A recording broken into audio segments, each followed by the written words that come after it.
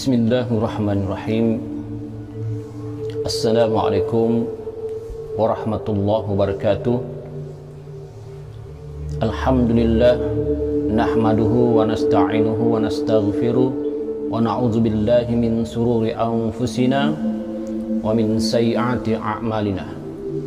May yahdihillahu fala mudhillalah wa may yudlilhu fala hadiyalah. Asyhadu an la ilaha illallah wahdahu la syarika lah wa asyhadu anna Muhammadan abduhu wa rasuluh. Allahumma salli wa sallim ala sayyidina Muhammad wa ala alihi wa sahbihi ajma'in. Amma ba'd. Alhamdulillah, bersyukur kita kepada Allah Subhanahu wa taala kerana dengan limpah dan kurnianya, dengan izinnya, ya, kita semua masih lagi dapat hidup di atas bumi ini dengan izin Allah Subhanahu wa taala. Iaitu Allah Subhanahu wa taala masih lagi memberi kita kesempatan untuk menghirup udara segar di atas permukaan bumi ini. Dan alhamdulillah juga syukur pada Allah Subhanahu wa taala kerana sekarang kita sudah sampai umur kita di bulan Sa'ban, ya, satu bulan yang mulia sebelum ketibaan bulan yang lagi mulia, lagi berkat dan penghulu segala bulan, iaitu bulan Ramadan Al-Mubarak. Kita bersyukur kepada Allah Subhanahu wa taala kerana bulan Ramadan bakal menjelang tiba, iaitu sedia maklum satu bulan yang memang dinanti-nantikan oleh setiap umat Islam di seluruh dunia. Bulan ini amat dinanti-nantikan oleh orang Islam, ya, oleh umat Islam di seluruh dunia. Bahkan bulan ini juga sangat dinanti-nantikan oleh orang-orang saleh. Mereka merindui bulan Ramadan ini dan telah bersiap sedia untuk menghadapinya. Tuan-tuan, para penonton, saudara-saudari, ibu-ibu, bapa-bapa, adik-adik sekalian, kali ini insya-Allah kita akan memberi 10 cara ataupun tips persiapan kita menghadapi bulan Ramadan yang penuh kemuliaan dan penuh keberkatan ini. Yang pertama sekali, hendaklah kita berdoa kepada Allah Subhanahu wa taala memberikan kesempatan kepada kita, ya. Allah Subhanahu wa taala memberikan kesempatan kepada kita untuk bertemu dengan bulan Ramadan dalam keadaan sihat wal afiat. Dalam keadaan sihat, kita dapat melaksanakan ibadah secara maksimum dan terbaik pada Ramadan tahun ini. Maksudnya, kita dapat buat yang terbaik, iaitu puasa kita dapat kita habisi selama 30 hari di bulan Ramadan ataupun full, ya, penuh, tanpa dicuaikan ataupun ditinggalkan dalam bulan Ramadan. Kemudian kita dapat menunaikan sembahyang sunat tarawih secara full juga di bulan Ramadan. Kemudian kita dapat membaca Al-Quran, kalau boleh dikhatamkan di bulan Ramadan ini. Tuan-tuan, puan-puan, saudara-saudari, ibu-ibu, bapak-bapak, kalau kita bandingkan kita dengan salafus saleh zaman dahulu, memang jauhlah, ya, jauh. Contohlah, saya nak ambil satu contoh, Imam Syafi'i rahimahullah ta'ala. Imam Syafi'i ini adalah satu ulama besar dan pengasas mazhab Syafi'i, ya. Dan majoriti kita umat Islam di Nusantara ini bermazhab kepada Imam Syafi'i dari segi hukum fiqahnya. Tuan-tuan tahukah bahawa Imam Syafi'i ini rahimallahu taala ini dalam sebulan Ramadan itu dia dapat khatamkan membaca Al-Quran 60 kali. Sebulan Ramadan itu Imam Syafi'i dapat mengkhatamkan membaca Al-Quran sebanyak 60 kali. Subhanallah. Kalau ditakdirkan Ramadan itu 30 hari, ya, sebab kadang-kadang 29 kebiasaannya 30 hari, ditakdirkan Ramadan itu 30 hari, bermakna sehari Imam Syafi'i khatam Al-Quran 2 kali. Subhanallah, tuan-tuan, jauhnya kita, jauh. Kalau kita dapatlah sebulan itu dalam bulan Ramadan ini khatam Quran sekalipun cukuplah, alhamdulillah lah, memadailah. Taraf-taraf kita lah, ya, tahap-tahap kita ni. Iman-iman lemah macam kita ni, macam saya ni, ya, sekurang-kurangnya dapatlah khatam dalam sebulan tu 30 juz Quran, ya. Kalaupun tidak dapatlah khatam 30 juz Quran lah, kerana sibuklah, ya, dengan tanggungjawab dan sebagainya, bacalah Al-Quran, berazamlah membacalah Al-Quran, ya, di bulan Ramadan. Sebab itu yang pertama ini, tips yang pertama adalah sebagai persiapan kita menjelang tibanya bulan Ramadan adalah berdoa kepada Allah Subhanahu Wa Taala, ya. Berdoa memohon pada Allah supaya kita dapat melaksanakan ibadah puasa dengan baik, dapat beribadah sembahyang sunat tarawih dengan baik, dan dapat mengerjakan segala perintah-perintah Allah Subhanahu Wa Taala yang fardu itu dengan baik, ya. Yang pertama. Kemudian ini masih yang pertama. Kita banyakkan berdoa, ya. Para salafus saleh selalu memohon kepada Allah Subhanahu Wa Taala agar dikurniakan bulan Ramadan dan berdoa dengan penuh pengharapan agar Allah Subhanahu Wa Taala menerima amal mereka, ya. Kita berdoa semoga umur kita dipanjangkan oleh Allah Subhanahu Wa Taala, walaupun dalam tinggal 2 minggu lagi ini kita tiba di bulan Ramadan. Kita berdoa kepada Allah Subhanahu Wa Taala supaya umur kita dipanjangkan, ya. Dan ada doa yang diajar oleh Nabi Muhammad sallallahu alaihi wasallam yang elok kita amalkan, ya. Doanya ialah Allahumma ahillu alaina bil amni wal iman was salamati wal islam wat taufiq lima tuhibbu rabbana wa tarda rabbana wa rabbukallah. Ini doa, ya. Saya ulang lagi doanya. Allahumma ahillu alaina bil amni wal iman was salamati wal islam wat taufiq lima tuhibbu rabbana wa tarda rabbuna wa rabbukallah, ya. Doa ini kita amalkan, ya. Maksudnya apa? Maksudnya, ya Allah, terbitkanlah ke atas kami bulan sabit dengan membawa keamanan dan keimanan, kesejahteraan dan Islam, serta taufik untuk melakukan segala yang Engkau reda, Tuhanku dan Tuhanmu, ya Allah. Ya, ini sabit dengan hadis. Doa ini adalah sabit dengan hadis Nabi Muhammad sallallahu alaihi wasallam, riwayat Imam At-Tirmizi. Kemudian tips yang kedua. Tips yang kedua, tuan-tuan, adalah kita bersyukurlah dan pujilah Allah banyak-banyak, ya, atas kurniaan Ramadan yang kembali diberikan kepada kita pada tahun ini, insya-Allah. Al-Imam Nawawi dalam kitabnya Al-Azkar berkata, dianjurkan bagi setiap orang yang mendapatkan kebaikan dan diangkat dari dirinya keburukan untuk bersujud kepada Allah sebagai tanda syukur dan memuji Allah dengan pujian yang sesuai dengan keagungannya.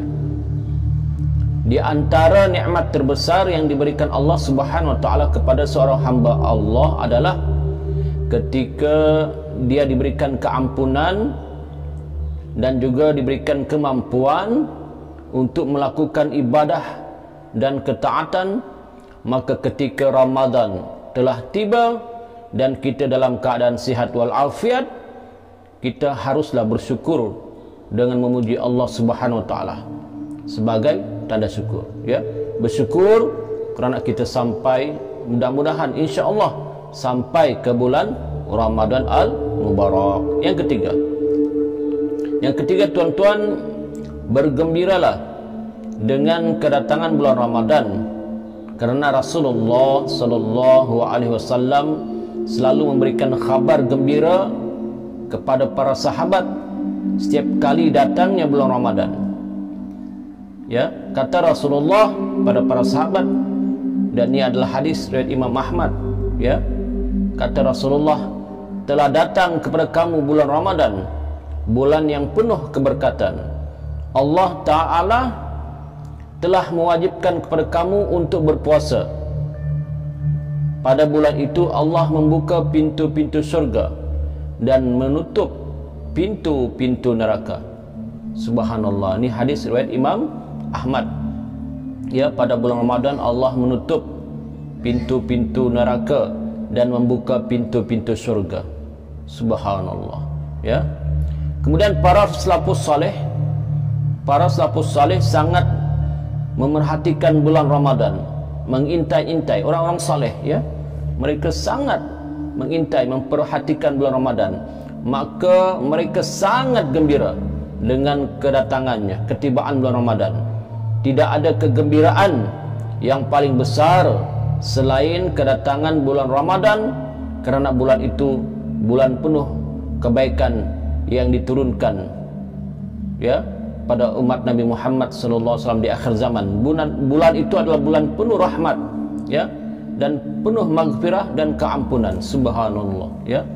Bulan yang dilipat gandakan segala amal kita, ya. Segala amal kita dilipat gandakan pahalanya. Di bulan itu amalan kita semua dilipat gandakan pahalanya. Subhanallah, ya. Yang keempat, kita merancang apakah kegiatan kita untuk mendapatkan manfaat sebesar mungkin daripada bulan Ramadan, ya. Kerana tempoh masa bulan Ramadan sangat singkat, cuma 30 hari saja tuan-tuan. Dalam setahun 30 hari, ataupun sebulan saja dalam setahun. Kerana itu isilah setiap detiknya, isilah setiap detik bulan Ramadan itu dengan amalan yang berharga, yang dapat membersihkan diri dan mendekatkan diri kepada Allah Subhanahu wa taala.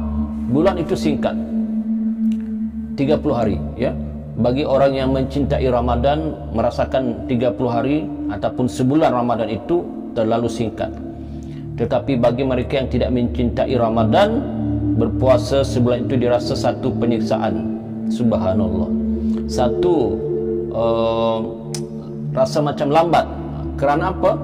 Kerana ada di antara mereka yang tidak sabar lagi untuk menantikan hari yang mulia, itu hari raya Aidil Fitri. Itu yang dirindui, itu yang dinanti-nantikan. Sebab itu setengah mereka ingin sangat Ramadan ini berlalu, tetapi orang-orang saleh tidak. Kalau boleh Ramadan jangan pergi, ya. Inilah orang saleh, kerana mereka mencintai, kerana mereka tahu, faham kelebihan-kelebihan yang ada di bulan Ramadan. Yang kelima, bertekadlah mengisi waktu-waktu Ramadan dengan ketaatan. Sesiapa yang jujur kepada Allah Subhanahu wa taala, maka Allah akan membantunya dalam melaksanakan segala perkara-perkara ataupun agendanya, dan memudahkannya melaksanakan perkara-perkara kebaikan. Firman Allah Subhanahu wa taala dalam Al-Qur'an surah Muhammad ayat 21. Allah berfirman, a'udzubillahi minasyaitonir rajim. Fa idza 'azama al-amru falau sadaqallaha lakana khairan lahum. Ya, maksudnya Allah berfirman dalam surah Muhammad, ya, maksudnya dalam surah Muhammad ayat 21, maksudnya, maka kalaulah mereka bersifat jujur kepada Allah dengan mematuhi perintahnya, tentulah yang demikian itu amat baik bagi mereka. Yang keenam, pelajari hukum-hukum semua amalan ibadah di bulan Ramadan. Wajib bagi setiap mukmin beribadah dengan berlandaskan ilmu. Kita wajib mengetahui ilmu dan hukum berpuasa, ya, sebelum kita wajib mengetahui ilmu dan hukum berpuasa sebelum Ramadan datang, agar puasa kita benar-benar diterima oleh Allah Subhanahu wa taala. Dalam hal ini Allah Subhanahu wa taala berfirman dalam Al-Qur'an surah Al-Anbiya, ya, a'udzubillahi minasyaitonir rajim, fas'alu ahla zikri in kuntum la ta'lamun. Maksudnya, maka bertanyalah kepada orang-orang yang berilmu jika kamu tidak mengetahui, ya. Jika kita tidak mengetahui, kita tidak paham pasal persoalan agama ini terutamanya, maka bertanyalah pada orang-orang yang berilmu. Yang ketujuh, sambutlah Ramadan dengan tekad untuk dan bercita-cita meninggalkan segala dosa dan tabiat buruk, ya. Kita bertekadlah bulan Ramadan ni, Allah, kita berdoa, ya Allah Tuhanku, kalau boleh aku tinggalkanlah segala perbuatan dosa yang telah aku lakukan sebelum ini, ya. Bertekadlah kita memohon ampun pada Allah SWT, dan tinggalkanlah tabiat-tabiat buruk yang pernah kita lakukan yang tidak berfaedah, ya. Tinggalkan, buatlah perkara-perkara yang baik. Masing-masing tahulah, ya, tak payah sebut apakah kelemahan ataupun perkara-perkara buruk yang kita lakukan sebelum ini. Jadi di bulan Ramadan ini kita bertekad, kita berazam untuk meninggalkan segala dosa dan tabiat buruk. Kerana kalau kita bertaubat sebenar-benarnya kepada Allah Subhanahu wa taala di bulan Ramadan ini, Allah subhanallah, ya, bulan Ramadan terlalu indah kerana dilipat gandakan tuan-tuan dan puan-puan pahala amalan kita. Allah Subhanahu wa taala berfirman dalam Al-Qur'an dalam surah An-Nur, ya, a'udzubillahi minasyaitonirrajim, wa tubu ilallahi jami'a ayyul mu'minun la'allakum tuflihun. Allah berfirman, maksudnya, dan bertobatlah kamu sekalian kepada Allah, wahai orang-orang beriman, supaya kamu berjaya. Yang ke-8 sebagai persiapan kita menyambut kedatangan Ramadan, pertama sekali mempersiapkan mental kita, fizikal kita dan rohani kita dengan bacaan yang membantu, ya, membantu dalam proses penyucian jiwa atau nafsu kita, ataupun dipanggil tazkiyatun nafs, ya. Hadirilah majlis ilmu yang membincangkan tentang keutamaan, hukum-hukum dan hikmah puasa, supaya pikiran kita bersedia untuk melaksanakan ketaatan di sepanjang bulan Ramadan. Kerana orang yang berpuasa dalam keadaan ada ilmu tidak sama dengan orang yang berpuasa tanpa ilmu, ya. Yang ke-8. Yang ke-9, persiapkanlah diri untuk, niatkanlah dari bulan Ramadan ini pun kalau kita masih ada peluang untuk berdakwah, ya, berdakwah kepada seluruh umat Islam, terutama sekali keluarga kita, rakan-rakan karib kita, jiran-jiran kita, ya, dengan cara apapun. Contoh di antaranya seperti ini, ya, dengan cara apapun. Sebagai contoh, kita buatlah satu catatan ringkas merangkumi cerita bab puasa dan sembahyang tarawih. Kita boleh edarkan, ya, kita type dia elok-elok, kita boleh edarkan kepada masyarakat umum, ya, secara seperti risalah ataupun buku kecil yang ada tentang menceritakan tentang hukum hakam bab ibadah puasa. Ini pun salah satu kaedah dakwah, ya.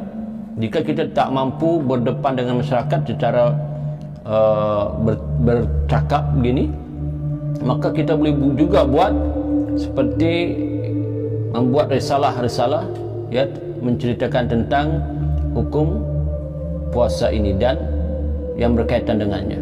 Yang ke-10, yang terakhir, ya, yang terakhir, sambutlah Ramadan dengan membuka lembaran baru yang bersih kepada Allah Subhanahu wa taala. dengan yang terbaik sekali adalah dengan bertaubat pada Allah Subhanahu wa taala, ataupun taubatan nasuha, yakni taubat yang sebenar-benarnya. Kemudian kita hayati ya bagaimana perjuangan junjungan besar Nabi Muhammad sallallahu alaihi wasallam dalam menyebarkan risalah Islam ini, hingga agama Islam ini sampai ke tangan kita dan kita dapat amalkan hari ini. Betapa besarnya jasa baginda Nabi Muhammad sallallahu alaihi wasallam. Kemudian kita juga eratkanlah hubungan silaturahim ya sesama keluarga, rakan-rakan, jiran-jiran ya. Kemudian berpesan-pesan tentang kebaikan dan amal-amal yang saleh kepada seluruh ahli keluarga kita ya, terutama jika kita masih ada ibu dan ayah, istri dan anak-anak dan saudara mara yang terdekat, maka ini sebagai amal bakti kita menjelang kedatangan bulan Ramadan yang mulia ini. Moga-moga tuan-tuan ya, puan-puan, ibu-ibu, bapak-bapak, saudara-saudara sekalian dapat manfaat daripada apa yang saya sampaikan kali ini, yaitu 10 perkara sebagai persiapan kita untuk menyambut ketibaan bulan Ramadan yang mulia ini, supaya sekurang-kurangnya bila sampai bulan Ramadan kita sudah siap siaga dan kita sudah sedia, insya-Allah ya. Berdoalah banyak-banyak kepada Allah Subhanahu wa taala, moga-moga Allah Subhanahu wa taala sampaikan umur kita ke bulan yang mulia ini, yaitu bulan Ramadan al-Mubarak, kerana hanya Allah Subhanahu wa taala yang menerima doa, dan hanya Allah Subhanahu wa taala juga yang amat pengasih dan penyayang itu ya, yang dapat memanjangkan umur kita, insya-Allah ya. Mudah-mudahan tazkirah kali ini dapat bermanfaat. Yang benar itu tentunya datang daripada Allah Subhanahu wa taala, dan yang salah dan silap itu semestinya lah datang daripada kelemahan saya sendiri. Saya memohon ampun dan maaf. Aqulu qouli hadza wa astaghfirullah wa lakum wa lisairil muslimin fastaghfiru innahu wal ghafurur rahim. Assalamualaikum warahmatullahi wabarakatuh.